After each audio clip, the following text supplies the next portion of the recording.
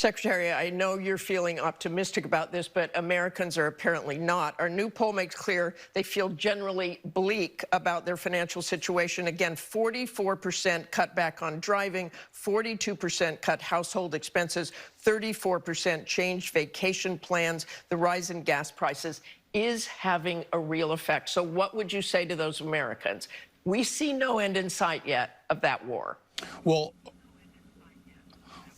yeah, listen, that point is why the president has focused so hard on energy pricing and American energy dominance. The last administration, as you're well aware, was trying to move Americans from oil and gas to electric vehicles. Americans didn't want it, so the president has leaned into American energy dominance.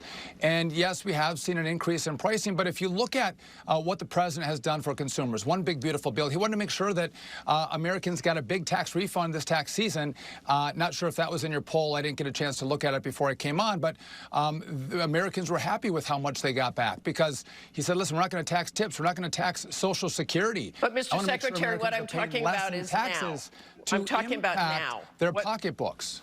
I'm talking about now. What is your message to Americans now who are suffering because of these gas prices? Well, Martha, I am talking about right now. We just went through tax season, and I'm talking about what happened with people's refunds as they've gone through tax season. So, well, clearly yes, they're not energy feeling prices it. Energy prices have come up. You're right. And again, you have to look at the president to say, what does a leader do? What does a president do when he sees a potential nuclear Iran? He's not going to tolerate it. And we can't have that when they have long-range missiles that can deliver those nuclear weapons to many of our friends and to many of our bases. That is untenable.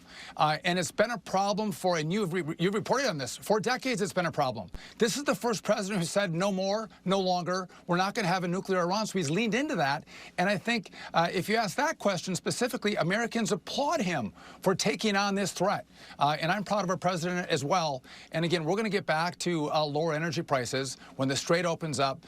Those prices come down and Americans travel, and I think our economy is going to be set up for something that we haven't seen before in regard to American wealth and American opportunity. And Mr.